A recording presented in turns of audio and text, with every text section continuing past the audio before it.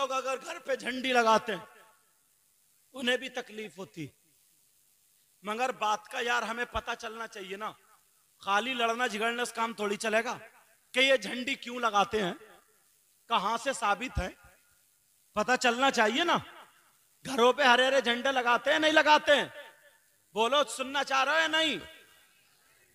पता चलना चाहिए।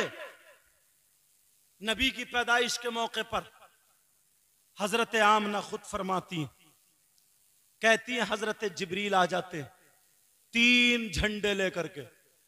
कितने बोलो? हजरत आमना फरमाती हैं 3 झंडे लेकर के हजरत जिब्रील आए, एक मशरिक में और एक मगरिब में और एक खाना काबा की छत पे। सारे जहान को घेर दिया, मशरिक में, मगरिब में, बीच में खाना काबा की छत पे।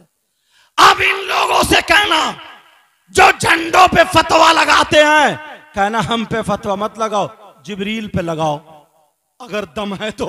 सबसे पहले नबी की पैदाइश पर अल्लाह ने हजरत जिब्रील के जरिए झंडे लगवाए।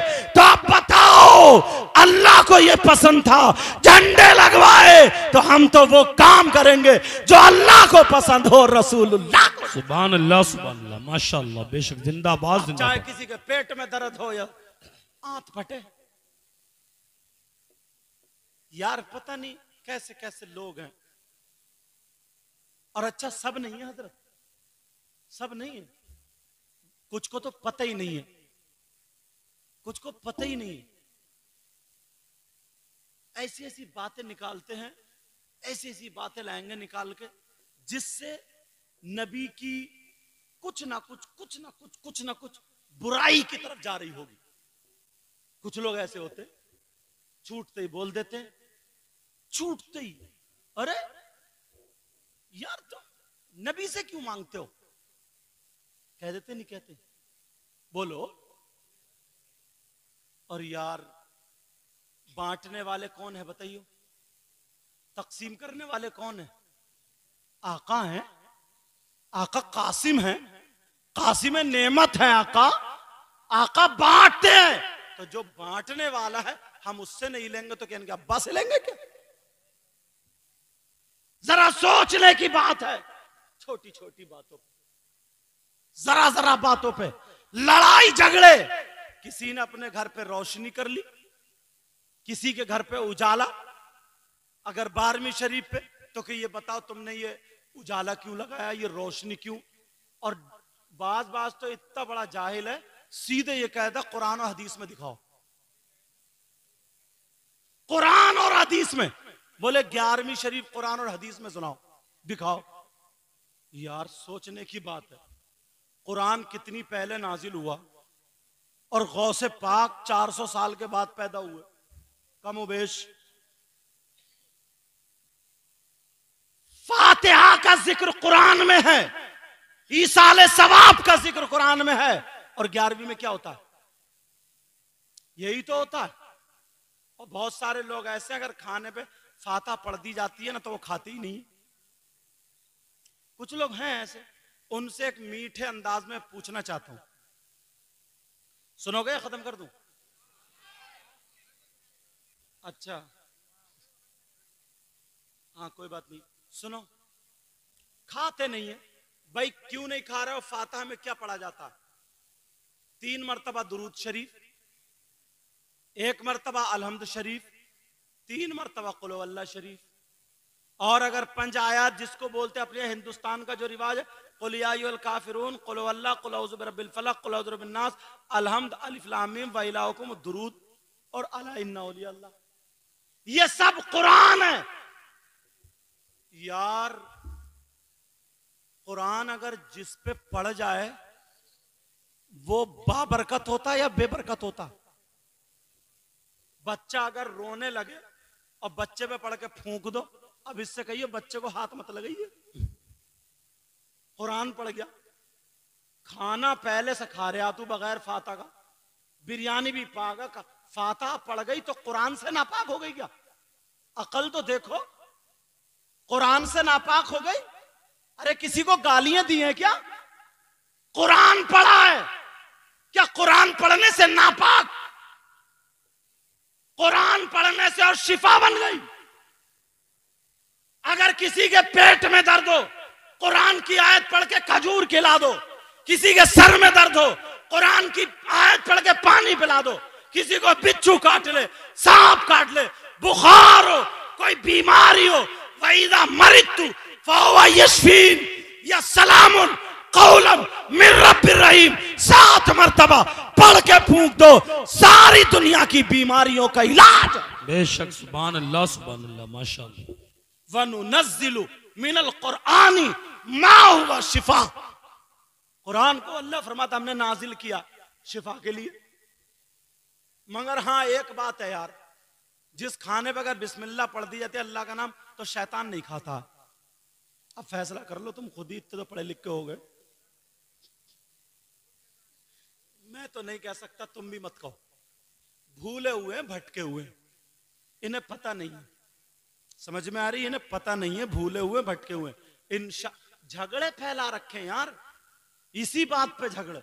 एक कहता भाई तीजा बता, 10वां बता, 40वां बता। इसमें होता क्या? ईसाले सवाब है। एक थोड़ी लाइन लगा देंगे, लाइन।